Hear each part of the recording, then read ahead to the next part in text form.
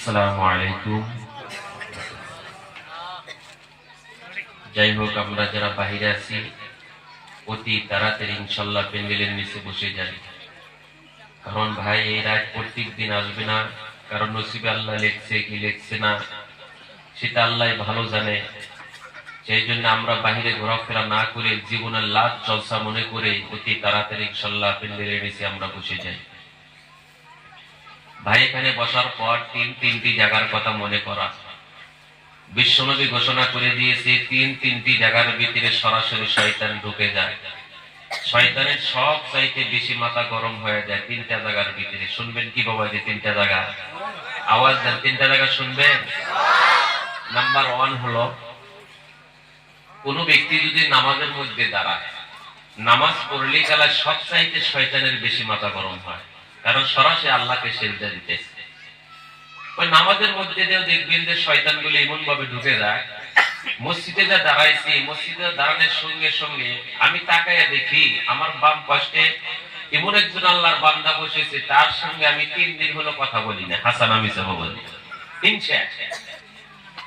এখন মনে মনে ভাবতেছেন তার সাথে আমি কিভাবে দাঁড়াই। নাকলে বাবাজি কাতারটা ত্যাগ করে, পিছনের কাতার আছে, পিছনের কাতার করে লাগলে মসজিদে ত্যাগ করবো, এমনও হয় যে মসজিদে আলাদা করে দেয়। নাই বাবাজি, সেখানেও শয়তান ঢুকে যায়।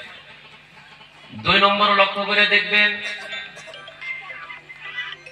দিনে মাহফিলের ভিতরে বসার মধ্যে এক ভাই সুন্দর করে ওয়াজ শুনতেছে, আর এক ভাই বলতেছে ভাই ওয়াজ বেশি ভালো লাগতেছে না, বিভিন্ন কাজের কথা পেটসাপ করে এসে এই সেই কথা বলবো।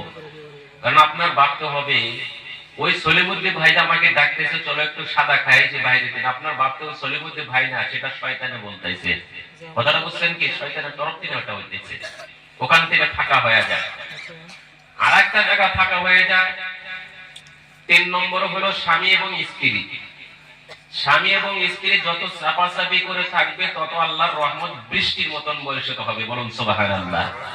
কিন্তু বাবাজি, মা বোনেরা অনেক মা বোন আছেন, খারাপ পাইেন না। কিছুগুলো আমার আপনার ভিতরে মা বোন আছেন, বেহায়া মা বোন আছেন।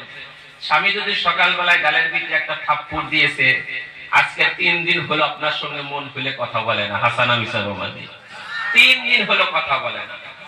স্বামী সারাদিন পরিশ্রম করে এসে, মেহনত করে এসে বাড়িতে এসে, আর স্বামী এইবার তাকায় তাকে স্ত্রী মনে হয় একটু কথা বলবো না। আপনার স্ত্রী মনো জিদারও স্ত্রী রে বাবা, আপনার দিকে তাকায় না। স্বামী মনে মনে ভাবতেছে ঠিক আছে, সারাদিন কি হয়েছে, রাত্রে তো আমার কাছে আসবি। রাত্রে কোথায় থাকবি? একই খাটের উপর থাকা লাগবে, একই বিছানায় থাকা লাগবে। স্বামীর একটা মনের ভিতরে বিশ্বাস। এমনও আপনাদের খলিমারি অঞ্চলের ভিতরে আছে না নাই?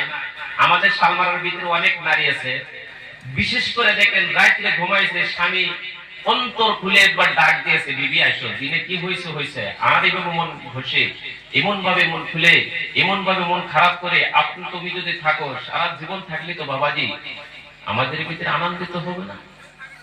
কেন তো আপনি বড় আশা করে স্ত্রীকে টান দিয়েছেন গো, আপনার স্ত্রী এমন বেহায়া, এমন রাগ বুকুর হাপের মতন ফট ফট ফট ফট করে উঠছে।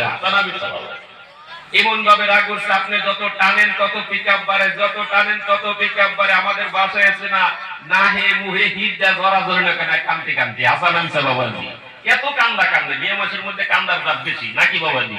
এমনি কেঞ্জা দেয় কানবা খুব, আজকে না 10 বছর হলে দুঃখ দিছে, আজকে তোমার কাছে নাই। মানে 2 জন 2 দিকে ঘুমাইলো। আল্লাহর নবী বলছে যখন 2 জন 2 দিকে ঘুমাইলো, তারা সরাসরি ওই রাত্রের ভিতরে যদি মিলিত হয়ে যায়, দুজনে জাহান্নামে। বলুন নাউজুবিল্লাহ। সেই জন্য স্বামী স্ত্রীর ভিতরে চাপাচাপি থাকতে হয়।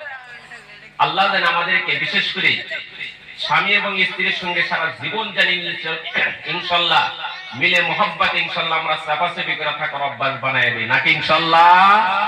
সকলকে কবুল করুন, সকলে বলুন আমিন।